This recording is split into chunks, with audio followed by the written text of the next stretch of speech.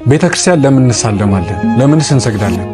ብዙ ጊዜ በተለያዩ ምክንያቶች በቤተክርስቲያን በኩል ስናልፍ ጎንበስ ብለን ወይም ደግሞ ሰግደን እንሳለማለን። ይህን የምናደርገው ለምንድን ነው?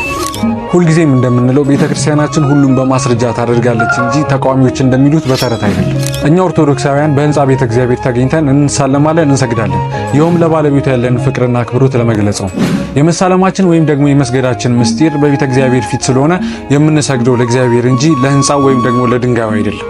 መጽሐፍ ቅዱስ ስለዚህ ምን ይላል? ሕዝቡም ሁሉ የደመናው አምድ በድንኳን ደጃፍ ሲቆም ያየው ነበር። ሕዝቡም ሁሉ ተነስቶ እያንዳንዱ በድንኳኑ ደጃፍ ይሰግድ ነበር። እንግዲህ ለድንኳኑ አንሰግድም አላሉም። በዛ ድንኳን ለከበረው ለእግዚአብሔር ሰገዱ እንጂ። በተጨማሪም በሁለተኛ ሳሙኤል ምዕራፍ 12 ከቁጥር 20 ላይ እንደምናየው ዳዊትም ከምድር ተነስቶ ታጠበ፣ ተቀባም፣ ልብሱንም ለወጠ፣ ወደ እግዚአብሔርም ቤት ገብቶ ሰገደ ይላል።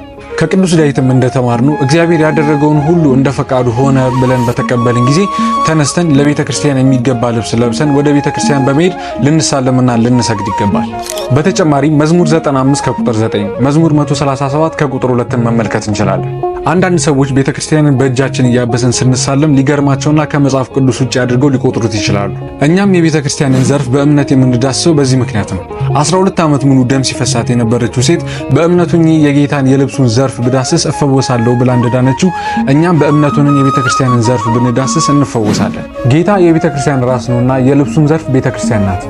እርሷም አካሉና ሁሉም በሁሉ የሚሞላ የእርሱ ሙላቱ ናትና እንዳለ ሐዋርያው ቅዱስ ጳውሎስ በሐዋርያት ሥራ በገዛ ደሙ ያጃትን የእግዚአብሔርን ቤተ ክርስቲያን እንዳለ። ወደ ቂሳርያን በደረሰ ጊዜ ወጥቶ ለቤተ ክርስቲያን ሰላምታ ከሰጠ በኋላ ወደ አንጾኪያ ወረደ።